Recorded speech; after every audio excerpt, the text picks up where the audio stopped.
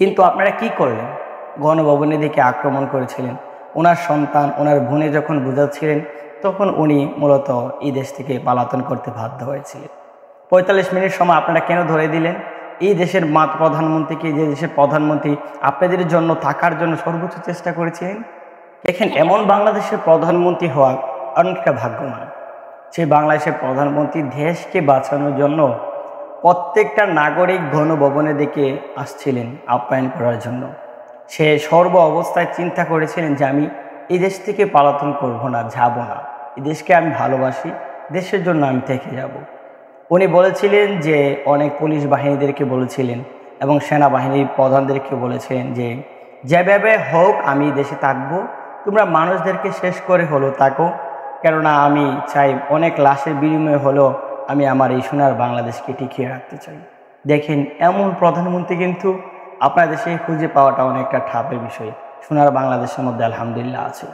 শুধু তাই নয়, প্রধানমন্ত্রী এই জিনিসটাও করেছে এভাবে যে দেশ থেকে যখন পালাবেন তার আগে তার সন্তান বলেছেন, বুঝাচ্ছিলেন, তার মেয়ে বুঝাচ্ছিলেন, তার বোনে বুঝাচ্ছিলেন এবং তার যে সাথে যারা ছিল তারাও মূলত বুঝিয়েছিলেন। কিন্তু বোঝালে কি হবে? সে মানুষ কিন্তু দেশপ্রেম, দেশের প্রতি ভালোবাসা।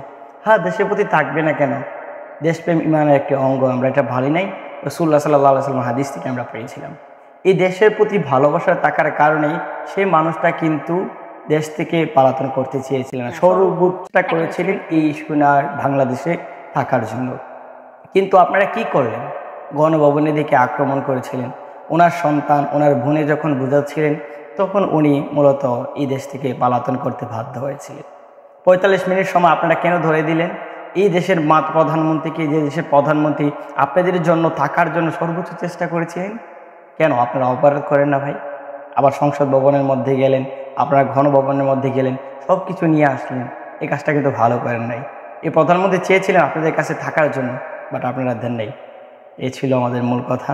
প্রধানমন্ত্রী চেয়েছিলেন, আপনারা থাকতে দেন। এটা করেছিলেন এই সোনার বাংলাদেশে থাকার জন্য। কিন্তু আপনারা কি করলেন? গণভবনের দিকে আক্রমণ করেছিলেন। ওনার সন্তান, ওনার বোনে যখন বুঝাচ্ছিলেন, তখন উনি মূলত এই দেশ থেকে পলাতন করতে বাধ্য হয়েছিলেন। ৪৫ মিনিট সময় আপনারা কেন ধরে দিলেন? এই দেশের প্রধানমন্ত্রীকে, যে দেশের প্রধানমন্ত্রী আপনাদের জন্য থাকার জন্য সর্বোচ্চ চেষ্টা করেছিলেন, কেন আপনারা অপরাধ করেন না ভাই? আবার সংসদ ভবনের মধ্যে গেলেন, আপনারা ঘনভবনের মধ্যে গেলেন, সব কিছু নিয়ে আসলেন। এই কাজটা কিন্তু ভালো করেন নাই। এই প্রধানমন্ত্রী চেয়েছিলেন আপনাদের কাছে থাকার জন্য, বাট আপনারা দেন নাই। এ ছিল আমাদের মূল কথা। প্রধানমন্ত্রী চেয়েছিলেন, আপনারা থাকতে দেন।